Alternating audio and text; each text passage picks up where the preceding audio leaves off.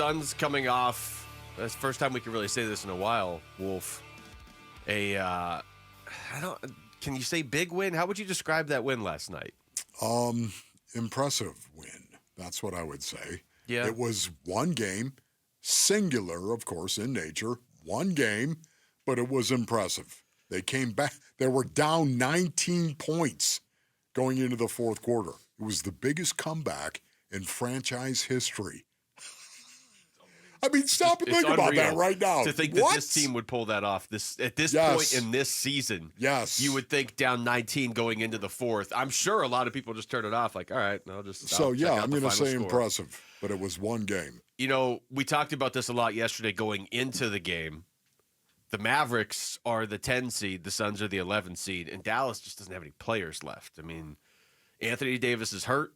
At a certain point, if you're Dallas, are you even going to bring him back this season? I mean, do you feel like you can win a title now that Kyrie sounds like done for the year, and you don't have Luka because you gave him away?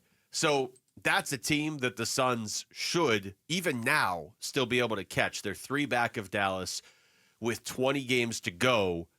That's, if we're just approaching it that way, everything, if you trim everything else off this season, expectations, disappointment, all that, then that was a huge win last night, because now you're within striking distance of a team that certainly should trail off in the Mavericks. And that's the only team you have to pass to get into a top 10 spot. But it's hard to trim away everything else, because you weren't supposed to be fighting for a top 10 spot this season. You were supposed to be fighting for a Western Conference Finals spot this season. We talk about it all the time. It starts with one. If you need to stack wins, you better be able to win one. Yeah. And the Suns have had a really hard go of that, as we all know. So you win one, and this is a game that I do believe could give them a little revelation, for lack of a better way of saying it. This could actually show them something. This is how we need to play in order to be competitive against some of these better teams. And would you say there are better teams on the horizon the rest of the way for them? Yes, there are. Denver on Friday. Among many others. We can run through the whole schedule later if you want, because that will put some context to this. But Dallas on Sunday. I mean, this conversation, if we even want to start to have it, like, is there a way to still get into the play-in? I think we're going to know a lot more by Sunday. If we come in here on Monday and they just lost to Dallas and they're like 4 games out, 5 games out, I mean, at a certain point, it doesn't even matter if the team in front of you is stumbling in. You don't have that many games left. Yeah. But by winning last night, like you said, it's a different kind of win, because that is a team that didn't give up, getting rewarded for not giving up. And there have been times recently where we've seen them, I thought, play a really good game against Memphis, not flawless by any means, but a good game against Memphis, score 148, and still lose. You see fight there that maybe some other teams wouldn't be giving this late in a disappointing season, but it was not getting rewarded. Every time they came out of the game, it was a loss. Last night, it was a win. It was a crazy win, but it was a win.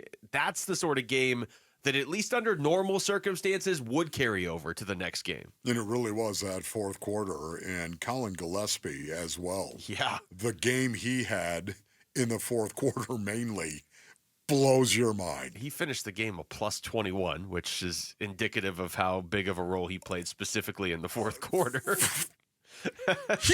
Nobody had a better plus minus than Colin Gillespie.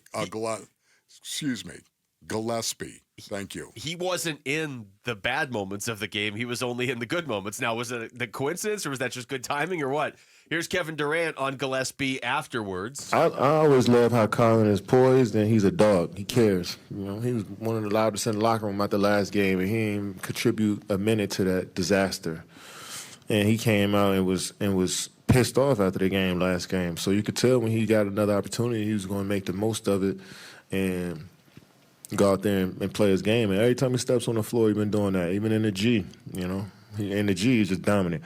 But up here, he comes in here and leaves a mark and plays extremely hard. I love playing with him, you know. So hopefully he could build on this. He get more consistent minutes after this and, you know, help us out a little bit. And Coach made a great adjustment throwing him in there, you know. And to start the fourth quarter, Coach was just perfect, to be honest. Every adjustment he made was incredible. You know, he was catalyst for all of it. You think about it right here. Gillespie, of course, he scored 10 points on 4 of 6 shooting, 2 of 3 from beyond the arc, had 3 assists and zero turnovers, plus 21 for the 15 minutes he played. To me, it was a stunning thing to watch him. The what, and the what is what he did on the floor, and it was unbelievable to watch his production. It was, and now it's like, okay, was that a flash in the pan? Was that okay? You kind of caught the Clippers off guard. I'm sure the Clippers thought they had the game won, up 19 going into the fourth quarter. They probably didn't expect the Suns to fight back quite the way they did when you consider they were up 19 going into the fourth quarter, and the Suns have been trending the wrong direction. Or is this something the Suns need to explore more? Because Gillespie really hasn't played much this season. Like, he's gotten into games, but it's been for 3 minutes here, or 4 minutes there, whatever. 15 minutes last night. It's only the third game all season he's played double-digit minutes. But you talk about KD being at the center of the Suns winning last night, and he was. And KD just mentioned Mike Budenholzer's, his moves, his adjustments in the fourth quarter being at the center. But Colin Gillespie was also right there in that win. Man, I'll go. The Suns don't win this game without Colin Gillespie being out on the floor. Yeah, seriously, think of the production once again. He had 10 points. I mean, he shot the ball incredibly well. It wasn't just what he was doing as well. It was when he was doing it. KD fed him. He hit a dagger 3 in this game with 36 seconds to go in this game. It wasn't just what he was doing. It was when he was doing it. And it just wasn't what and when he was working his magic. It was how he was working his magic as well. Macedonians, did you watch the game? I mean, Gillespie, the speed, the quickness, the burst, the patience, the ability he was displaying was really significant and worth a second look, a third, maybe even a fourth look. He's got to play more. I wrote in my notes, how are you not starting him in the next game? I mean, right now, if you're playing him and he's out there on the floor closing games like he was last night, hey, run him out there and see what he does. One of the things I do like that the Suns have done, and this would be Coach Bud, even lately, it's a double-edged sword. I don't like that they don't have a rotation set at this point in the season because we're 62 games in, and ideally you would have that. But I like that they haven't been afraid to try new things when they've needed to. Like Bol is something they needed to try that was different. That's a different guy you have coming off your bench. Colin Gillespie last night. Okay, we need a jolt. Well, here comes Colin Gillespie, and all of a sudden he's going to provide that jolt. Like, they should be in desperate survival mode, and last night showed it, and it paid off. He looked so much quicker and faster than everyone else out on the floor. There was one time he just held on to the ball the whole time, dribbling around the paint. He looked like Steve Nash. As a matter of fact, they actually said that on the Clippers broadcast. were like, dude, calm down. It's a 19-point game. What are you doing? So the what was there for Colin Gillespie. He went out and he produced. The production was there.